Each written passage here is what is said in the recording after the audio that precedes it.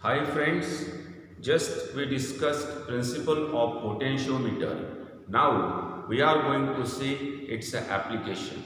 This potentiometer has two applications. One, to compare EMF of two cells, and second, to find out internal resistance of any cell. First one.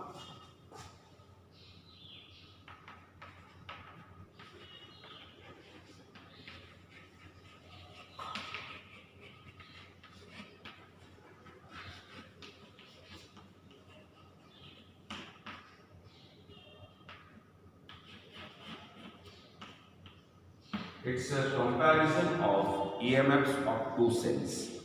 Construction part of potentiometer already we discussed in the principle of potentiometer. Once again I repeat it here. Potentiometer is a very versatile instrument.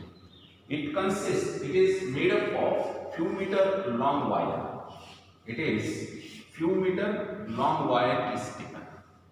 This wire is cut into pieces of a meter length. Each piece has a length 1 meter, and then they are arranged side by side as shown in figure. The ends of these two are connected with thick metal strips. Here thick metal strip is used. Now it becomes a continuous wire of few meters, and it is fixed or stretched on a wooden platform. It is fixed on wooden board. Its length is marked along this one. We can measure length from this.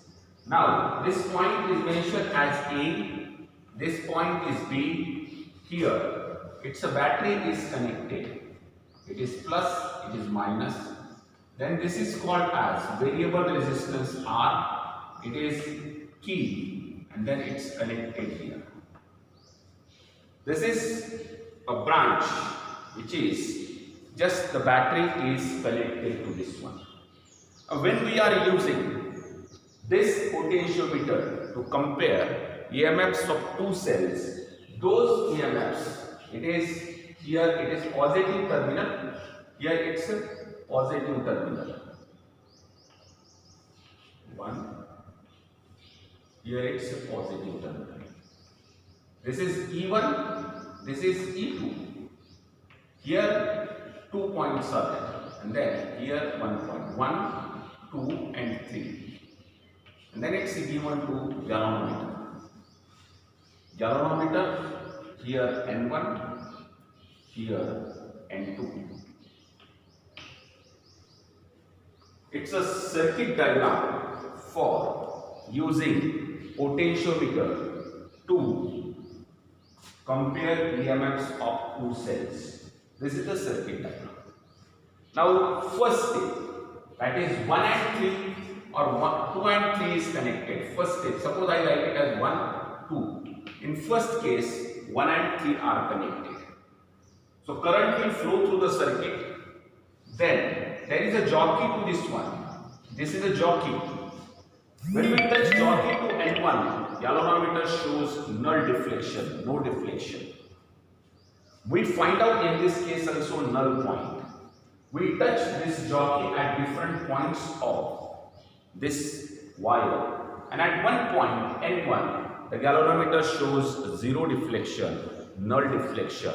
It means that no current flows through the galvanometer. When there is no current flowing through the galvanometer, it means suppose that we take it, these points, this one we are taking it, see, and then it is coming in this way. A, N1, G, 3, 2 and this way the loop is completed.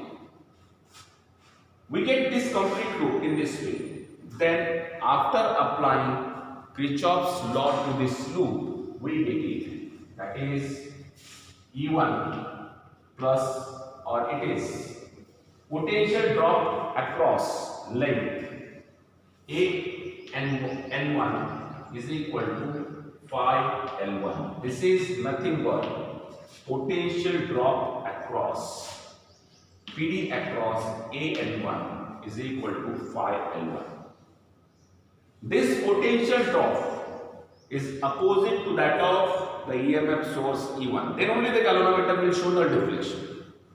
Otherwise not. Here and here, the potential drop is equal. So no difference here, no current flows. It means that this potential drop is equal to the EMF of this cell. We apply phi L1 plus 0 here minus E1 is equal to 0.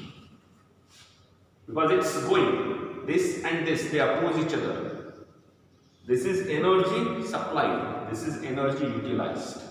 From this one, we get E1 is equal to phi L1.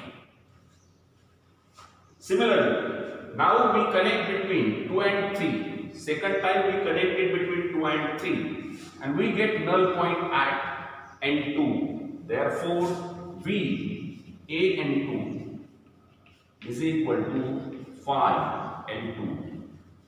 A N2 is equal to L2. Again applying Kirchhoff's law to this loop. This loop we are applying it now. We are applying it to this one. We get it phi L2 plus 0 minus E2 is equal to 0. E2 is equal to phi L2. Take ratio of these two. Therefore, E1 by E2 is equal to phi L1, phi L2, which becomes L1 by L2. E1 by E2 is equal to L1 by L2.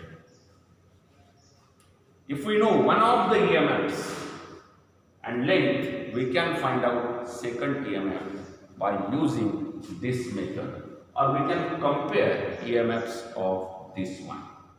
Potentiometer, the benefit of potentiometer is that it is very accurate instrument. But to get EMF, we must know EMF of one cell.